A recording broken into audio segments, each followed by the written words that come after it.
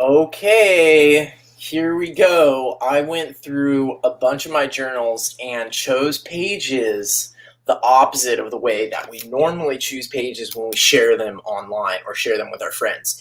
And I think this is something that is really important to talk about because a lot of times we don't really think about it. And when we take pictures of our nature journal pages and share them online, we automatically pick the ones that have an aesthetic that we think is good. And the thing, though, that's really funny is that we verbally say that nature journaling is not about the pretty picture, that nature journaling is about the process. And we might even, tell our friends that. And you can see in a lot of the nature journaling literature that everybody says that. But then when it comes down to actually choosing which pages we take pictures of and which pages we like, when we see the photos on the Nature Journal Club page, a lot of times we are filtering for the ones that look visually a certain way. So today, instead of sharing some of the pages that I think look the best, I'm going to share some pages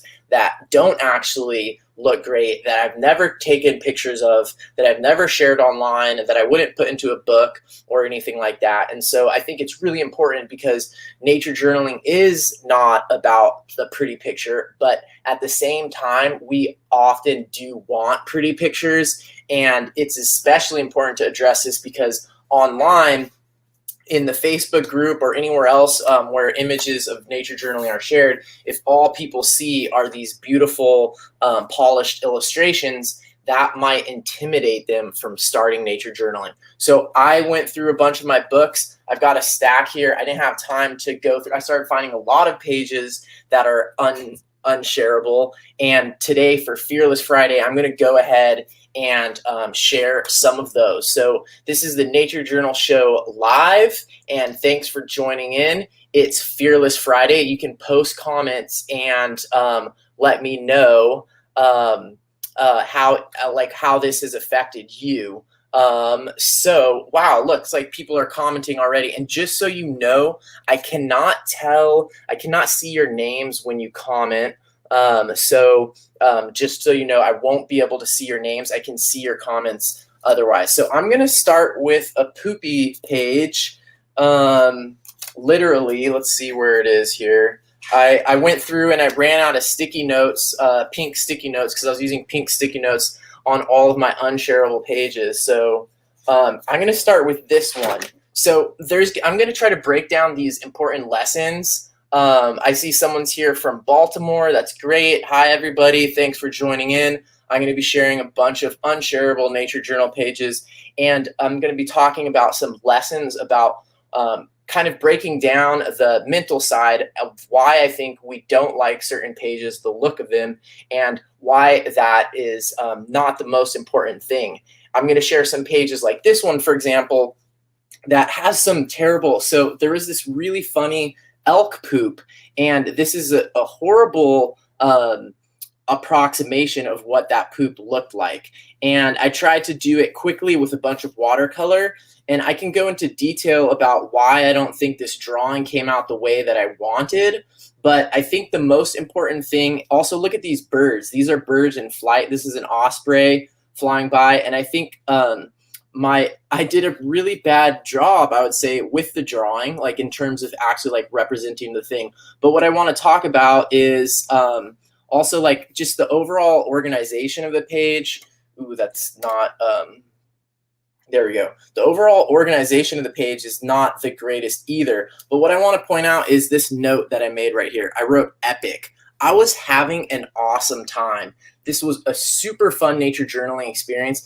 If I look back and I see this page and think, oh, that page is ugly, that was bad nature journaling, that's really missing the point. So this is an example where the page doesn't look great, but the experience was really good. So that's one thing I want to point out right away. And if you have a beautiful page, but you didn't have a good experience, or you didn't enjoy yourself, or you didn't learn something new, or you weren't excited, then that's besides the point. So it is true that the pretty picture is not the main point. So in this case, I have a pretty bad picture, especially I think this poop came out pretty bad.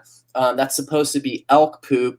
And you can see though that I did try to use words here to improve my drawing. So I said more black, more green, where protected, flat sides. So if your drawing doesn't look right, you can use words to try to improve it. But this was a pile of elk poop, and I don't think the drawing didn't come out very accurately.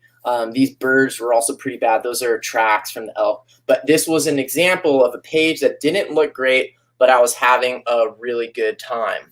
So that's the main one I wanted to share from that trip. Oh, here's another. Here, look at this. This is kind of embarrassing.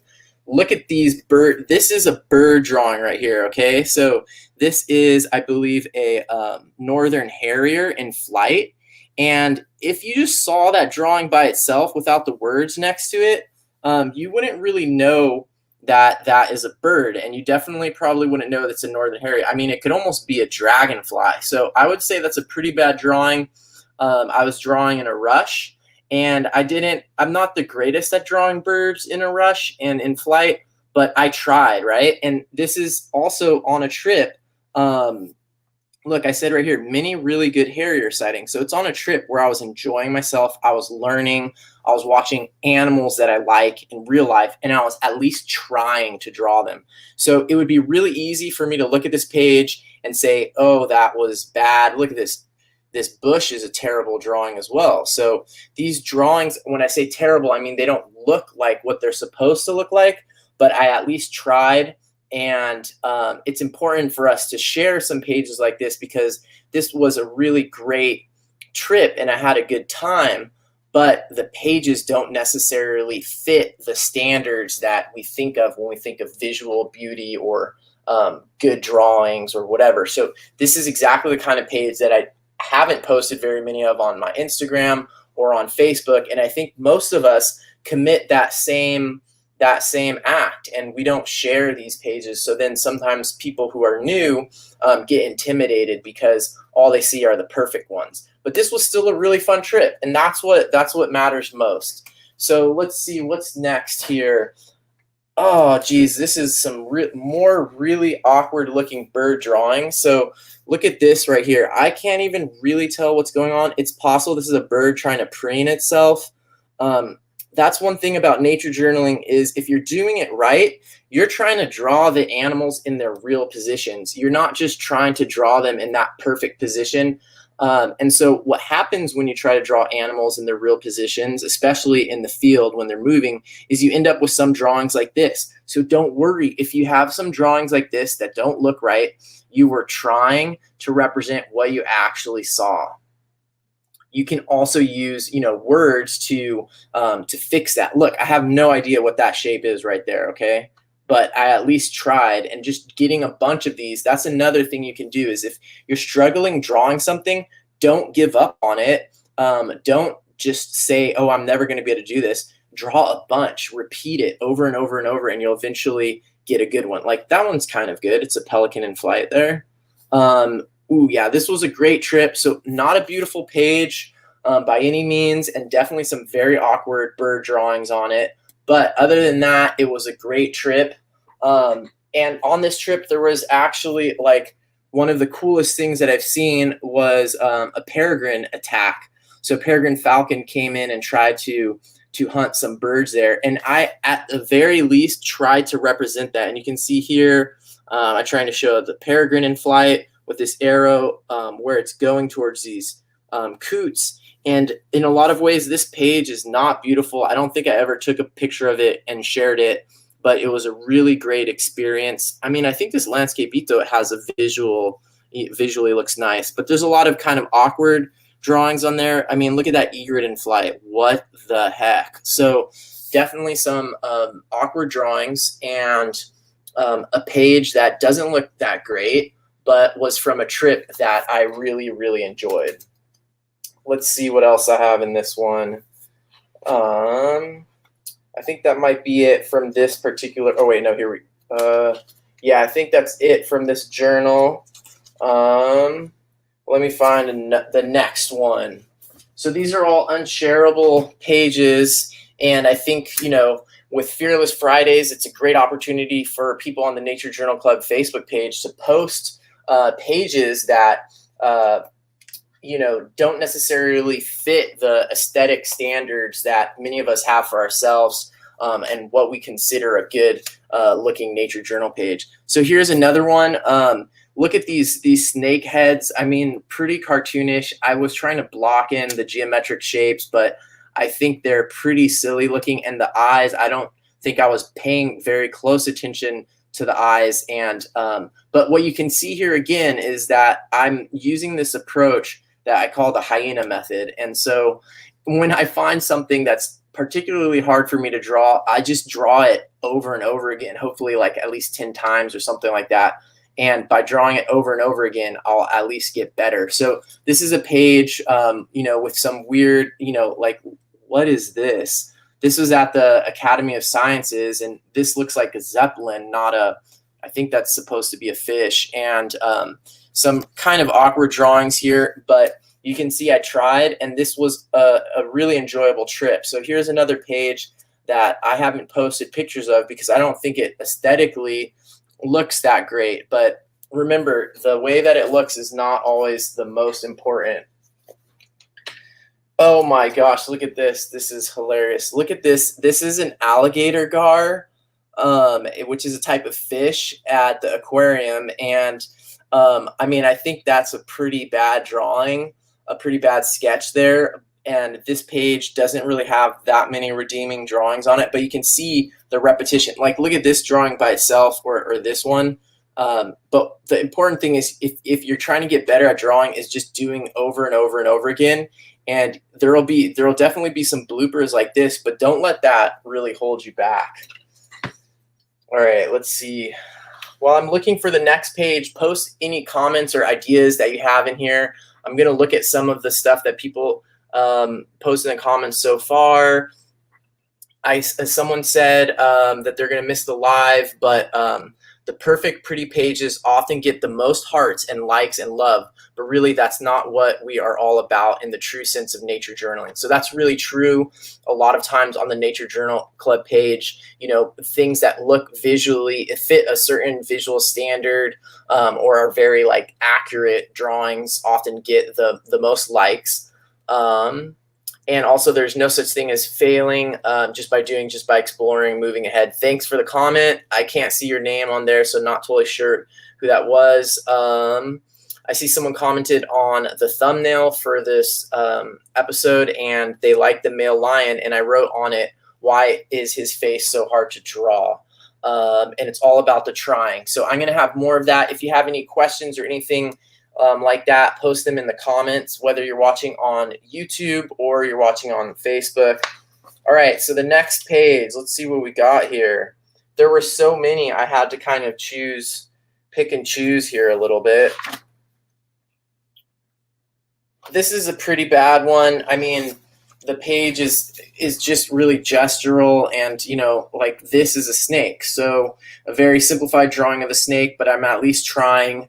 Another head, and this is sometimes might be all you get when you're drawing an active animal that's moving. So a lot of scribbles, but these are the pages. Your nature journal should be full of pages like this, and that's how you build your skills, you build your practice, you get better. You notice things, you go back and notice things like, what could I have done differently? These reptile faces, Roseanne posted one, and I have several like that, but sometimes reptile faces, when they're pointed towards you, are really hard to draw. And this is something that our brains often do, is certain animals, we're used to seeing them from the side, and it's way easier to draw them from the side. But then if you point it towards you, you start getting all this weird foreshortening, and with a lot of reptiles, that can be particularly tricky.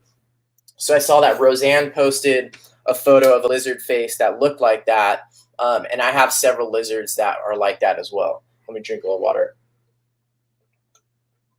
So just want to say hi to everyone that's just joining in.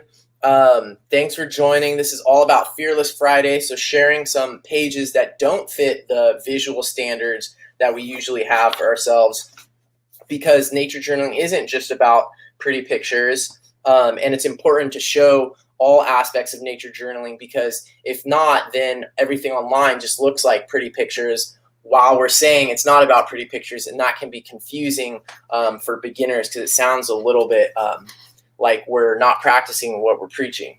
So here's another page. This is another example of how the drawings might not be great, and the page might not, like, look at that right there. This is another snake. So the pages might not be the drawings might not be visually accurate, but it could have actually been a really great experience. So this was at a herpetological society meeting. There were a bunch of snakes that people had there, and I was trying to draw them quickly, and I was having a great time. But after one drawing like this or like that doesn't work out, it would have been really easy for me to just say, this isn't working. I'm just going to switch to taking photos only, or I'm not going to even try drawing.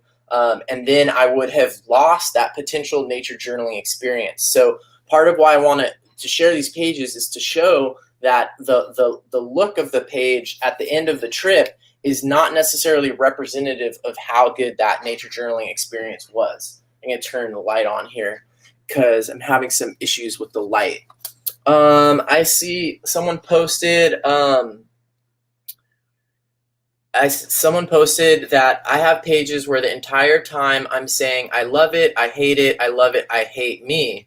Then once I realize it was just mileage, I say I love me. Yeah, so this is something that's really interesting, is that we can internalize or we can take the way our drawings are coming out and think that it's something about us. And I have a couple pages that I'm going to share soon that will touch on that more, and that will help you. I want to give you some tools so that while you're nature journaling, and if you notice yourself start thinking that, like, I am bad at drawing, I almost said I'm bad at drawing dragons. No, I'm bad at drawing lions, for example. And you just tell yourself that. You might notice it in your mind, but it could actually be something else.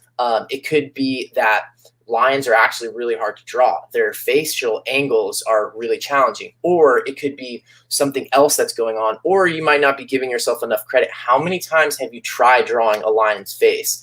So there's a lot of things like that that are important to understand. And if we want to think with a growth mindset and actually get better at something, we have to really analyze it and extract our own personal identity from it. Because if we say I'm bad at drawing animals, which I've heard a lot of people say that, that doesn't really leave room for improvement. But if you can identify, wow, or phrase it in a way such as, wow, this lion's face is really challenging for me right now, that leaves room for improvement. So thanks for posting. It's very vulnerable, sharing some of that stuff. And I know it's hard to talk about, and we can be really tough critics of ourselves, but trying to figure out what is actually going on. And I'm going to share some pages where I'll touch on that. Will really help you nature journal more, have more fun. And when you nature journal more and have more fun, your pages start looking, your drawings are going to get better too. All right, let's see what's next here. Unshareable pages, more unshareable pages. Okay, here's another. This book has a lot of examples where the quality of the drawing doesn't reflect the quality of the experience. So this was a king cobra at the San Diego Zoo in their reptile section, and it was a challenging situation. So that's something that you have to take into consideration too, because a lot of us, if we start off as artists, we might be used to, oh, I'm sitting back there in my studio and I have everything super organized, and I have a photo that I'm drawing from. I have my coffee or my red wine or whatever, and I'm sitting there drawing in the comfort of my studio. And then when you go out into the field to try nature journaling in the field, and there's like, maybe you're at a zoo and there's people around you and there's noise and you're standing up, and suddenly you're drawing an animal that's moving. So that's a lot of challenges. So if suddenly your drawing doesn't look perfect, you could easily blame it on yourself and say, oh, I suck at drawing, blah, blah, blah. But, well, you're actually in a really challenging situation. So this was an amazing animal. king cobra. It was moving. I was feeling really interested in this subject, and these are some of the drawings I did. And here you can see I tried. This is a strategy. Like when you notice your drawings not looking quite right, or there's like something subtle about it that you're having trouble capturing, try breaking it down and thinking about the proportions, the distance from the nose to the eye, relative to the length of the eye, relative to the distance from the nose to the tip of the face, those kind of things. But another thing, I'm going to point out another thing that I think is super important that a lot of people don't realize. Have you ever nature journaled or sketched a loved one? Have you ever drawn, someone in your family before? Have you noticed how hard that can be? So what I've noticed is that when you're drawing something that you have a lot of attachment to or are really interested in, it makes it a lot harder. So this is a king cobra. I love snakes. I love the king cobra is such a fascinating animal, and it's so iconic. So when I start drawing it and it's not looking the way I want it to look, it's really easy for me to be like, oh, like it creates a mental block because I want it to come out a certain way because I'm attached. I'm emotionally attached to the subject. That's why if you're trying to draw your dog at home, or you're trying to draw a loved one or a family member and you're noticing it being really hard, or there's a certain animal. Do any of you have an animal that you really love, or a flower that you really love, but you're afraid to draw it? It might be because you're so attached to it that you don't want to mess up the drawing. So all I can say for that is, first of all, identifying that that's what the problem is going to help a lot, because then you can just tell yourself, oh, I'm really attached to this. I'm really excited. This is an interesting animal to me. That might be part of my problem. Anyways, that's a page that I never shared. Here's another page, more reptile faces. So sorry for those of you who aren't that into snakes.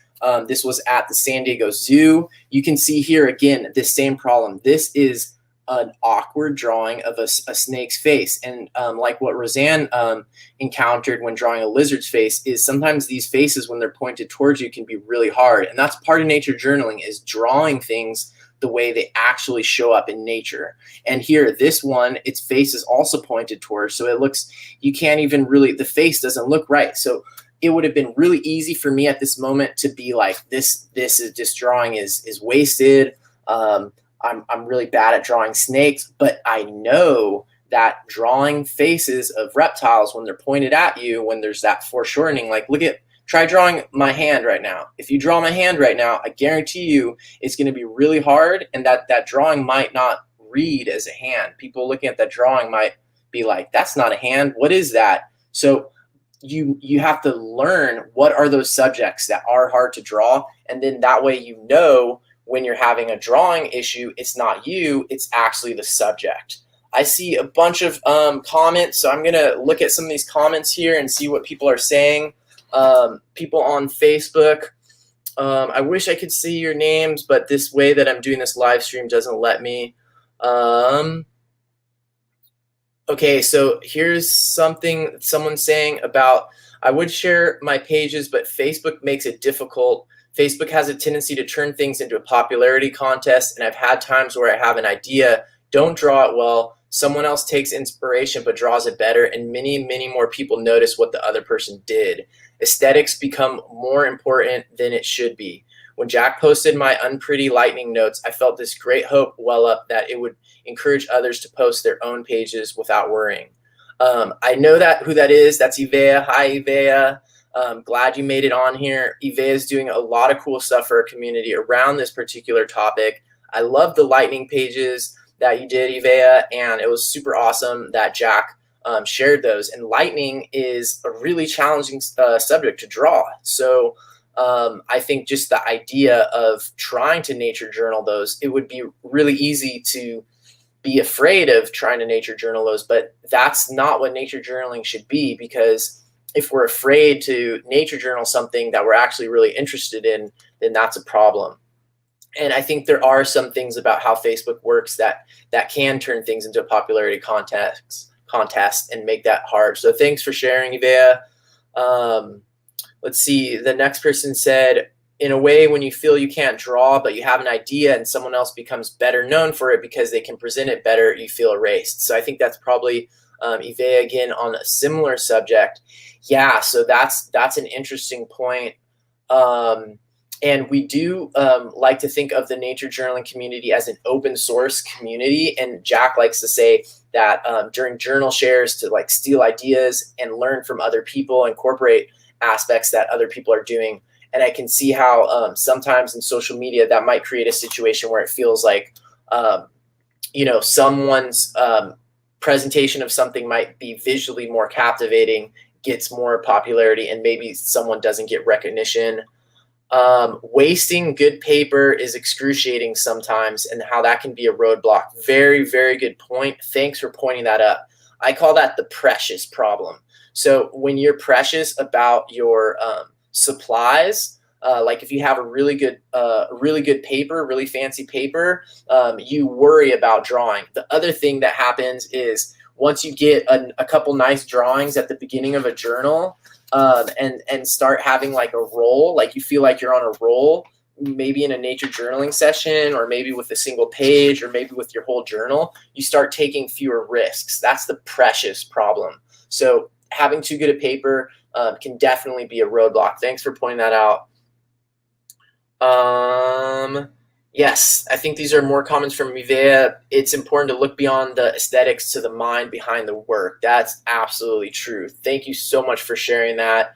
And once again, y'all, this is Fearless Friday. So go ahead and post on the Nature Journal Club Facebook page some of your pages that you've been afraid to share because maybe they don't meet a certain unspoken standard visually, and just the visual aesthetics of a page are not the most important thing. So go ahead and post that, and in the description say why that page was important for you, what you learned during that session, and things like that. And for everybody else, let's try to look at those, and instead of just scrolling, like if you're looking at Facebook on your phone and you're just scrolling, and I'm just looking for the pretty pictures and then liking those, that's kind of a superficial way of engaging with our community. So if you're going through the Facebook page, try to look at what they're talking about, or read what they're looking at in their nature journal page, instead of just reacting to the superficial aesthetics of it, such as Ivea's page about lightning. You have to look at it more carefully to see what's going on there, instead of just superficially engaging with it. Here's another page. This goes along with Roseanne's, I think, the one where she shared a lizard and said that it looks like Jabba the Hutt. Look at this, and so this is that front-on view. Look at that drawing right there. It's definitely very awkward. I don't even know what this scribble is. Oh, maybe those are the eyes. But you can see, this was another fun trip. I'm like trying. I'm moving my hand. I'm trying. I'm practicing. I'm making little notes about these snakes that are active. All right, geez, that's a lot of snakes. Let me skip ahead to some other stuff here. Okay, here we go. This is another example. Ooh, wait, one last snake. Sorry. Okay, sometimes it's good to go back and analyze like why you think this page looks bad. So I think this page looks bad. Part of what happened to me here is that, once again, this was a super cool snake. It had a complex pattern, so I'm emotionally attached to the subject. It's a really complex pattern with weird colors. I wish I had a photo of this snake. Biting off this as a subject already had me against. I'm going uphill in two ways. I'm emotionally attached to the subject. Like I said, that's a challenge, and it's actually visually challenging, like and complex, and the way the colors are very hard for watercolor. So that's a challenge. So then if I recognize that and it doesn't come out the way I'm expecting, I can know it. Then the other problem I did is, okay, I started this one where I'm trying to draw the pattern and the shape. Then this one I'm trying to do sort of like what Akshay does sometimes, where I just showing the pattern by itself. But I should have separated this more from this one, because now it looks like this is the same snake and it suddenly gets like way fatter here. So that's sort of like more of a layout failure, I would say. So just wanted to point that out.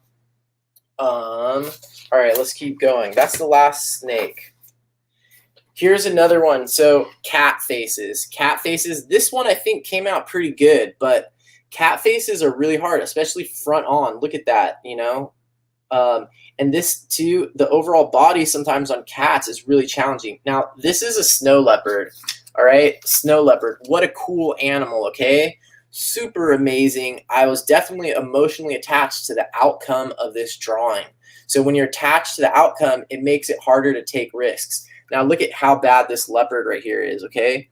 So this is another one where the face was in a position and the body was in a position that are objectively challenging to draw. So a lot of times when we look at books or photos online, they're photos of drawings online, they're in the perfect position, you know, like the cat's like standing up and it's in the perfect position to draw. But in real life, it could just look like this weird blob, okay? So those are things that are important for you to know when your drawing doesn't turn out the way that you want. And I think this overall page, this drawing right here, I got lucky with this one, looks kind of good. That kind of holds the page together a little bit, but that's definitely, I just wanted to show you, you know, this drawing here particularly was something that I wouldn't normally share, and I don't think it's visually accurate, or it doesn't really meet what I think of that animal wanting to look like.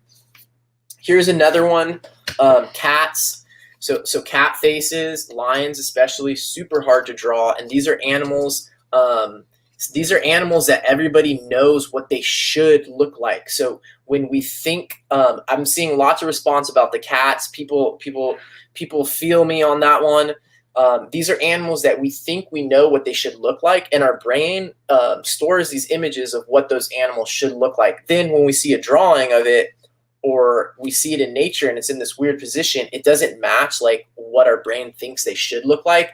Then we try to draw it, it looks like a blob, and then we blame ourselves and think like, oh, that's a bad nature journal page, or that's a bad drawing, or I can't draw cats. So let's see. I see. Oh, here we go. This is a great idea to comment on people's pages that don't necessarily have the like visual standards, you know, unspoken visual standards, and to comment on them and actually like engage with what they're working on, and engage with the content more than the aesthetics. Really good point. Thanks. Someone thinks my leopard drawing wasn't that bad, and I was capturing the leopard's energy. So yes, what is the leopard's energy here? Very sleepy, I think, very relaxed. Someone says that their cat makes that position. Cats are inherently weird blobs. Okay, so other animals that can be really hard to draw are parrots. Parrot faces, okay? So this, I'm still at the San Diego Zoo here, okay? This parrot was really cool. I mean, it's a cockatoo, but it's in that parrot family or whatever.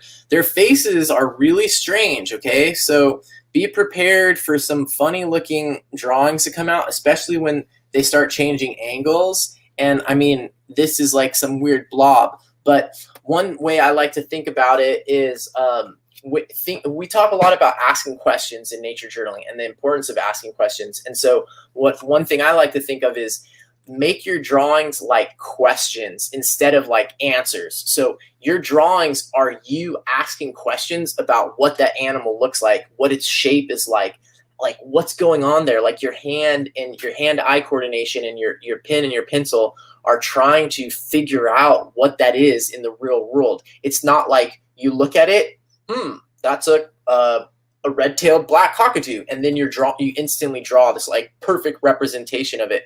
That would be drawings as answers. So let's think of drawings as questions, as this sort of probing process where we use the drawing to try to understand something. We don't use the drawing to show that we are a master of what that thing looks like. So that's one way to think about drawings that I think can be really liberating.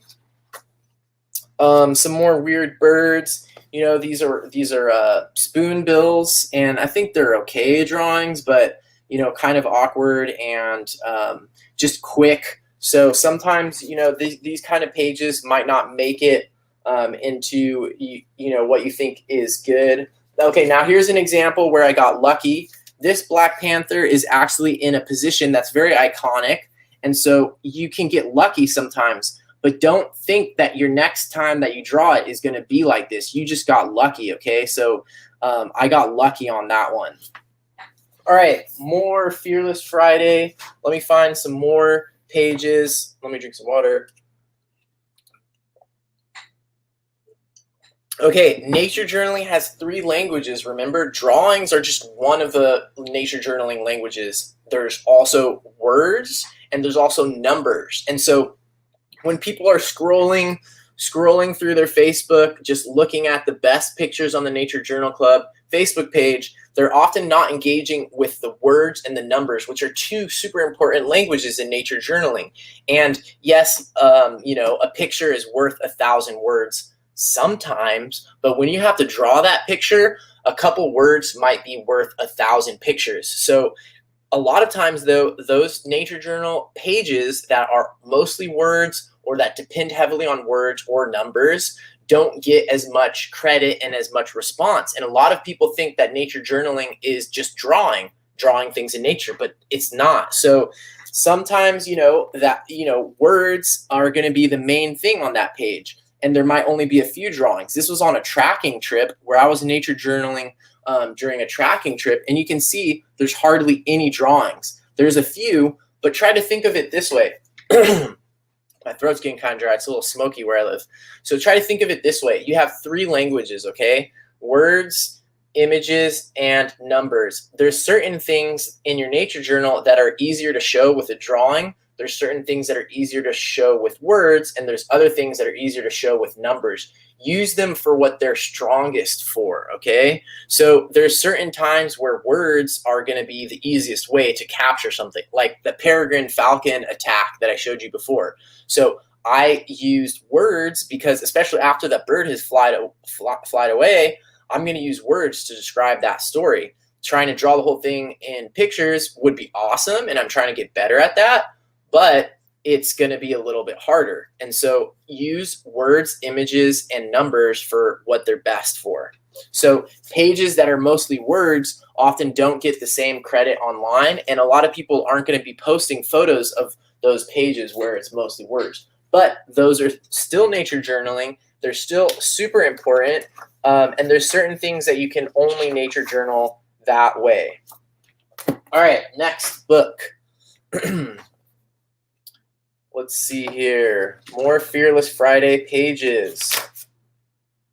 See what I got in this book here. Okay, sometimes your drawings might not look the way you expected, and you might not end up sharing them because of your materials. So I am going to share a page where that happened to me, and I didn't end up. I shared some other pages from this trip where the drawings came out better. I'll show you one of those. So this isn't really a Fearless Friday one. This is one that I think the drawing came out looking visually great, and I think I posted a page of this. But on that same trip, I made some pages that didn't look as great, and I didn't post those. So I committed that crime. Small crime, minor crime, okay? So here's another one. Look at this, okay? So this one's about materials. I didn't post this photo because I didn't think it came out really good.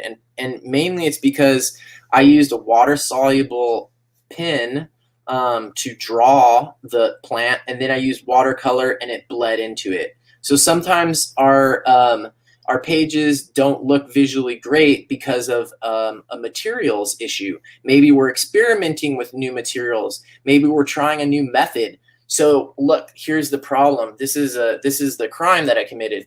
Instead of posting a photo of this and saying what I was doing, what I learned, what materials I was experimenting with, instead I don't post this. I post this other one that looks much better, where I've kind of figured out the problems and the materials, but there's no learning here. And I just post the photo. Other people look at it. Some people are like, wow, that's great. I'm intimidated. I'm never going to post anything, or I'm not even going to try nature journaling. But if I post this one and say, hey, look, I was nature journaling this really cool carnivorous plant, and look what I did. I was experimenting with this pen combination with watercolor, and it bled. So that's what I learned on this trip, and I still had a lot of fun. So just saying, there's learning in some of these less pretty pictures, and that's what Fearless Friday is all about. Let's see what else I got here. I think that's it for this one. Also, look, I'm just going to share this. On this journal, look what I put on the front. I put a piece of tape that says Pencil Miles. Thank you, John Muir Laws, for that wonderful expression. And that's what it's really all about, is if you put in a lot of pencil miles, your drawing's going to get better, okay? So just because we're saying it's not about the pretty picture, and I'm making this whole, argument about how the less pretty pictures are still useful and aesthetics aren't everything, most of us still want to make accurate, pretty drawings, and that's totally fine. And the best way to do that is by making more pencil miles, practicing drawing more, and the best way to do that is to enjoy it and make it fun and not be afraid, not be too precious, not procrastinate, not be too intimidated by other pages that other people are sharing. And so that's what we're talking about today, and how to do that better. Oh boy, here's a really fun one. Okay, owls, all right? So owl faces are hard. So if you're drawing owls, and a lot of people really like owls, and you're struggling and the drawing's not turning out the way that you want, you might not share that page, even though it could have been a really fun trip. So here are some owls that I drew from life. And look at this one here is pretty funky, okay? I don't know what's going on with the foot proportions. Also, I didn't draw what it was standing on, so it's kind of just floating in the air. Looks like it has a little bit of a wedgie there. And their faces are really weird. So there's certain perspective, certain orientations where they'll be easier to draw and it'll look like what you think an owl should look like, but not always. And so knowing that that is a challenging subject is really important. I think this is the perspective that's hardest for me, is see this right here. It's in profile. A lot of times the owls are really challenging, or just slightly out of, slightly like quartering away. All right, I think I have some other funny owl ones. Their eyes are really weird too, so it's easy to end up making them too cartoony. Okay, here's an example of an experience that was awesome and a page that doesn't look that great. So, I think these ones look pretty good because this is a Cooper's Hawk in kind of like that easy to draw position. My writing's not very clear. It's not calligraphy. The layout's not that great. And this particular drawing looks terrible, but this was an awesome experience. And this was watching a Cooper's Hawk, maybe a juvenile, that was chasing squirrels on the ground. Not their normal food, and these were ground squirrels, not their normal food, but what we were guessing is that it was desperate and was really hungry and trying to get something that they're not really well adapted to hunt. And you can see this drawing is really awkward. Maybe if I had more of a visual memory of Cooper's Hawks in different positions, I would have been able to execute a more accurate drawing. And you can see the underdrawing in pencil is even worse. But this was an amazing experience and a really cool sighting. And so sharing a page like this would actually be really good because I have notes telling the story. It's a really cool story, but aesthetically it doesn't really fit. So, I know that I'm pounding this concept in over and over again, but sharing pages like this on the Nature Journal Club Facebook page is really good because people can see, look, Marley's Cooper's Hawk drawings don't look, everybody could draw that right there, everybody could scribble some notes about what they saw in nature. And this is probably like a 10-minute, this probably took me 5 minutes to draw and write these notes. And it was an awesome experience in nature. I got a record of it. Otherwise, I probably would have forgotten this event by now. And I could share this on the Nature Journal Club Facebook page and people would see, oh, I can do that. That's something I'm going to try. Whereas if I only post those like really professional looking or really accurate looking drawings, that doesn't send the same message. Okay, on to the last book here. Let's see, I see some more comments in the comment section. Post some comments and hopefully share some Fearless Friday pages of your own. Okay, Here's another trip to the San Diego Zoo. Oh, another thing, full transparency here. This was a serval cat, and I did some initial sketches of it live at the San Diego Zoo while it was moving around, and it was really, really cool. And I was really emotionally attached to the subject matter, challenging subject matter. Remember what we said about cats and perspective? And my initial drawings were pretty funky. But what I did, and this would be really important to comment before I post this, because now look at these drawings. I would say those look pretty good. You know, this page looks pretty good, and I think I did post this some months ago. But what I should have said is, you know, my initial sketches done in the field were pretty, you know, basic and not super accurate. Like, look at those legs right there, for example. But when I got home, I looked at a photo. I looked at multiple photos, did some research because I took photos while I was there.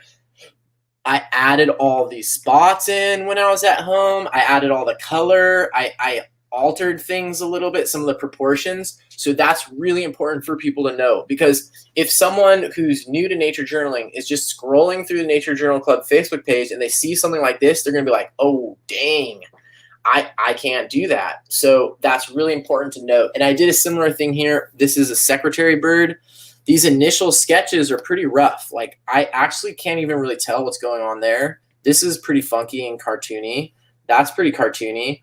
But I did get home and I added this color. And that's something that's really important to share and let people know, because, yeah. Here are some elephants in challenging positions, and I think a lot of times pages like this, like I kind of just gave up on the page. The layout is pretty bad. I tried to draw this machine in the bottom that they use for picking up the elephant poop. I thought that was really funny. I started drawing the lion here. You can see this drawing looks like a teddy bear version of a lion. Oh, someone's mentioning, do they call that post hoc work? Yeah, in Jack's book, the Nature Journaling Bible, he calls it post hoc. So anyways, this was not, I don't like the way this page came out. I definitely didn't post that online. Okay, let's find some more. Okay, now the lion is here. Okay, so there's a couple lessons from this one, all right? Look at this lion face. That is terrible. That does not, I mean, come on, Marley. Look at that face, the mouth, like what is going on here? So this is a time where I could have just told myself, Marley, you are bad at drawing. Or I could have said, I'm bad at drawing lines or whatever. But look at what I wrote on my page. You know, your journal is a place to use some metacognitive skills, all right? So I wrote, why is their face, I misspelled there, but spelling doesn't matter in nature journaling that much. Why is their face so hard to draw? Exclamation mark. That is called venting, because in my head, there's a lot happening after I draw this drawing. And I look at my drawing and I think, oh my gosh, that drawing sucks. That looks terrible. And I'm having, you know, I'm going to have to rip this page out. If you write those things down on the paper, it gets them out of your mind where they stop bouncing around, and then you can get on to the next drawing. Just get that out, write it down. Venting is one of the 7 benefits of journaling. And by venting on the page, you get that out there. Because look, I mean, these line drawings, I could have given up drawing. I could have given up nature journaling, okay? And then here's another thing, okay? This lion was sitting on this weird structure in a zoo, okay? This is the reality of what I saw. It was this weird structure. You know, the lion loves it. The lion doesn't care that it doesn't look natural, it doesn't look realistic. So that's why that drawing looks kind of janky. But, you know, if it had been like a stone or something like more natural, then that would have made a page that I would have been more likely to share. So recognize like these biases that we have. And one bias is that, you know, if you're in a zoo or if an animal is standing on something plastic or whatever, that's the reality of what you're seeing. And even though that takes away from, like, I noticed that bias in myself after I looked at this page, because I was like, I wish it were just a boulder, or should I change that? Like, I could change that, but that would be changing reality. And that's something that would be important to realize or important to share in the comments, is that, okay, guys, this was okay, y'all, this was a lion, and I was at a zoo, and it was actually sitting on this weird plastic play structure thing, but instead I put a rock in there, and that's not really what was going on. Just pointing that out. This was I think this is a peccary, so related to javelina, also sort of a challenging face to draw. Oh yeah, look at this. So this was the peccary front on. Okay, so that face looks so weird. And I wrote front on is absurd because it almost looks like a totally different animal from this direction, and it would be really easy for me not to draw it or not to try. But I think that page came out looking kind of funky.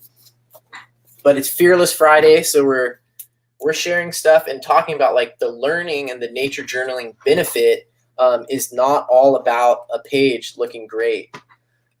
This is on that same trip. I'm still at the San Diego Zoo. The face of this was really challenging. This is an eland, which is an ungulate from Africa. And the face here was challenging to me, especially at this angle. But I just kept going, and I did a bunch of different ones, and I think it looked better by the end. And then I did this problem where I accidentally drew upside down, and that's something that I wouldn't normally want to share. Okay, more reptile faces. Now look at how funky this lizard came out. So this is for Roseanne to go with her Jabba the Hutt. Look at this lizard face right here, okay? Now what I want you to notice is that if this drawing had to stand all by itself right there, okay, that would be, pretty bad. No feet, and the head shape is really funky looking. I can't tell if that's a mouth or if that's just like, some unsure lines. But now let me show you this. This is a really big trick. Is if you just keep drawing more things on that page, do a little landscapeito. The landscapeito is not even very detailed or anything. Put some words, do a bunch more little sketches. There's a cumulative effect. And you can create a page that looks great, even though the individual drawings might not be super accurate or super beautiful or whatever. So just keep going, keep adding more drawings onto a page, and you'll learn and keep going and get better. Now I have some frogs. I'm doing that same thing where I'm using my words to describe what's happening for me. So you can see I tried to draw, these are poison dart frogs. I tried to draw them front on. Their face is like this weird wedge. I don't even see all of the legs. It looks really goofy. But what I wrote down here, front on face, is challenging, okay? So I'm making it less personal. It's not about me. I'm not giving up. I'm not saying, Marley, this drawing sucks. You're bad at drawing frogs or anything like that. I'm saying front on face is challenging. That externalizes it, and it gives me space to improve. Okay, so I see some nice comments. Pretty sure those of us watching are not as hard on ourselves as I am. I think all your work is pretty awesome. Thank you. Appreciate that so much. And also, for the record, we are all harder on ourselves than other people are. A lot of times the things that we say to ourselves inside of our head are things we would never say to someone else, and no one else would say those things to us. So just being aware of our own, self-criticism and realizing that and kind of improving on that is super important. But really appreciate it. Here's another funny one. So this is a frog in a weird position. And I also used writing. I thought this angle would be easier, lots of exclamation marks when venting. But you can see, if I just posted this by itself, this one's better. I think that was from a photo. Then, that would look pretty bad. That drawing by itself would look pretty bad. Now, I want to point out one other thing is it's really easy when you're in the field to say like, oh, I'm going to come back and I'm going to, fill in more information about this, and I'm going to draw from the photo, and not do that. So don't create too much homework for yourself when you're in the field. All right, got just a few more here. Look at these. Look at this turtle. Okay, so this turtle was eating this banana stalk, and some things are just really hard to show. This banana stalk is really hard to show. So that page didn't come out great. These ones look kind of cartoony. I can't tell if that one's pooping or what, but these ones did not make the cut. Whereas I got a little bit lucky on this page. This is one that I would have shared. And you can see I'm doing the cumulative thing here again, because look, this drawing right here, that's a terrible drawing of a turtle. Look at that. That right there, or what's that? I have no idea what's going on there. But there's a cumulative effect. Even this drawing is pretty weak, but there's a cumulative effect when you get multiple going on a page. You know, you do some color samples down here, and suddenly you have a page that looks pretty good. All right, let's see what else we got here. Oh my goodness, I'm saving one of the best. I'm saving this one for later because that's probably the funniest one of all. Okay, here's another one where the subject matter. All right, I chose to do these skulls, and they were in the Monterey Bay Aquarium. It was all black behind them, and there were these super complicated fish skulls with all these crazy bones. And I started drawing it, and then I realized this is really complex. This is going to be really hard. So I just kind of glazed over it because I realized this is not really going to look the way I want it. So I just skipped it entirely. Let's see. I'm going to do a couple more. I'm going to show you some other ones that I don't normally post. And a lot of times the ones that we don't post, they could be things where we're actually learning quite a bit. And we don't share them because it doesn't look the way that we think they should. Here's an example. This is perfect. Okay, look at this. Well, that's a plane. That's not nature journaling. I think I actually did post this one. And this was actually on my Instagram. But look, here's another thing that I'm going to break down for you right now is nature journaling is not about a subject matter. Nature journaling doesn't mean drawing flowers and drawing birds and animals. Nature journaling is a way of thinking, and just to blow your mind a little bit more, nature is a lot of things. It's not just living things. So for example, the way that air and turbulence flow around the wing of an airplane, that is nature. That is physics. Physics is nature.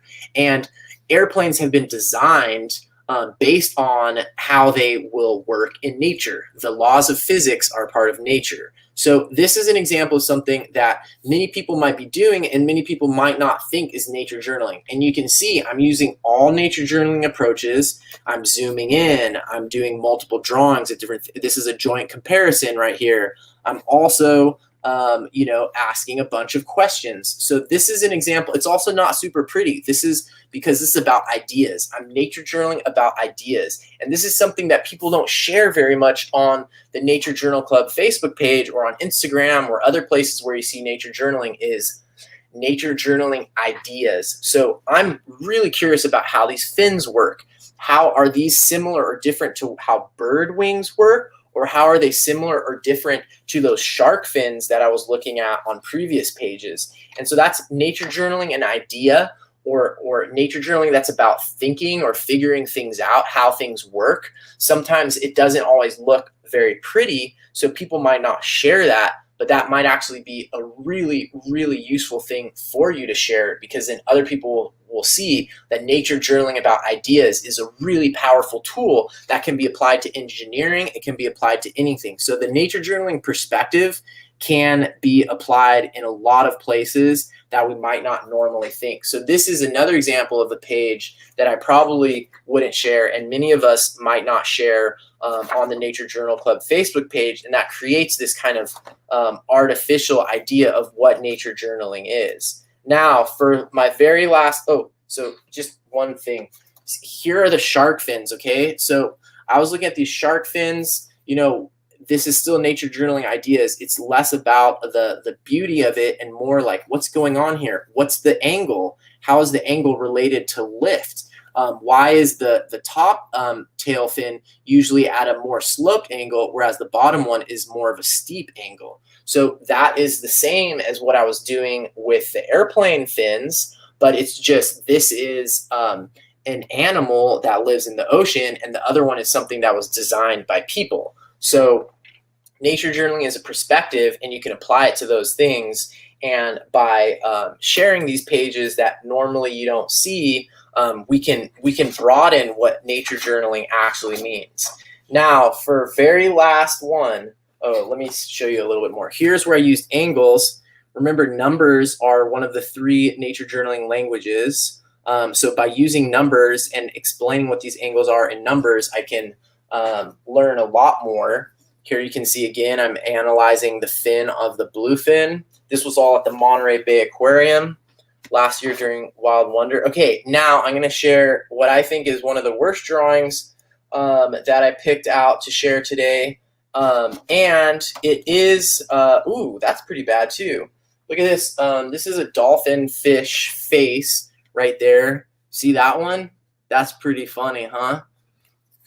But I'm trying to draw just a whole bunch of them. So this is like at the Monterey Bay Aquarium again, and there's a cumulative effect. Look, that drawing by itself too, that bluefin tail, that's terrible. Actually, these were yellowfin, I later learned.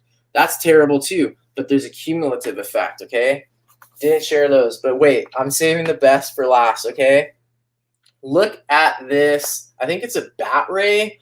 Look at this bat ray face, okay? Look at how goofy that drawing is.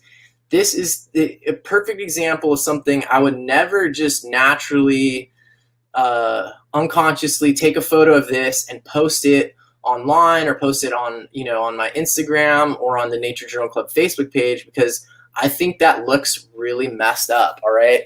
Now, if you actually go look at some bat ray faces, you'll realize that they look very strange. And they also look very strange if they're coming straight towards you. So I didn't get caught up in how bad that drawing was. I didn't post it online, but I didn't get caught up. Okay, someone's saying that I keep using the word terrible or bad. I'm sorry for using those words, but what I'm trying to say is that we have an unconscious judgment that we make when we look at things visually, whether it's our own or maybe someone else's. And I think that for me, when I look at this particular drawing, I have a judgment, whereas with another one, I might be like, ooh, that looks like, for example, this one. Look at this bat ray. See this bat ray right here? See, now this bat ray, when I look at it, I go, ooh. But this one, when I look at it, I go, huh, what's going on there? And so what I'm trying to say is that we do, we do make these judgments, and I'm not going to get too much into like the right or wrong about it, but I would say that that particular drawing, in that case, the one that looks weird, it has a lot to do with the subject and the angle that it's at. So even if I took a photo of it and drew it super accurately, then it might still look strange. Whereas this one, this fits the cartoon in our mind of what the iconic version of archetypal version of what a bat ray should look like. That's why this drawing is easy. So a lot of it has to do with what the subject's actually looking like in that moment. So I see Nature Sketches on YouTube is wondering if I'm going to be doing this every Friday. I don't think I'm going to be doing this every Friday, but I do encourage people to post and share on Fridays on pages that they normally wouldn't, especially people in the nature journaling community who are looked up to or who often post really like polished pages. If you're one of those people who posts, really accurate drawings, you post really polished drawings, illustrations from photos, share some of your other pages that are more words, where your nature journaling ideas, where your drawing didn't quite work out the way that you wanted. And by doing this on a regular basis, we will do a little bit to shift the bias, the visual aesthetic bias that is partly a byproduct of our own thinking, but also can be exacerbated by social media. Because when people are looking on Pinterest or on Facebook and they're just scrolling through photos, they are going to react a lot of times to the ones that are aesthetically fitting a certain standard. By intentionally on Fridays or any other day of the week, sharing those pages that you normally wouldn't share, that will help our community a lot. So I just wanted to take a small step this evening. Thanks everybody for joining. I want to share some of my pages that I hadn't shared before for a variety of reasons. And thanks for everyone who joined. I'm going to look at some of these comments here. People are saying something about being brave, especially if my nephews and niece are watching and learning. That's really good. That's really impactful for kids as well. You know, if kids only see the perfect pages, that will be intimidating. Someone's asking, saying you could have one of your NJ shows be interviewing nature journalers, sharing their sacrificial pancakes and what they've learned from doing them. That's a great idea. Sacrificial pancakes are the drawings you do as a warm-up. That would be another really fun thing to do, is to share sacrificial pancakes, because you know you have to make those pancakes before the other pancakes come out good. It's the same with drawing. Well, thanks for everybody who joined in and commented. This video will be up after the live is over. Definitely check out my YouTube channel, where I post videos on a variety of nature journaling subjects, answering specific nature journaling questions, how to nature journal if you can't draw, all kinds of things like that.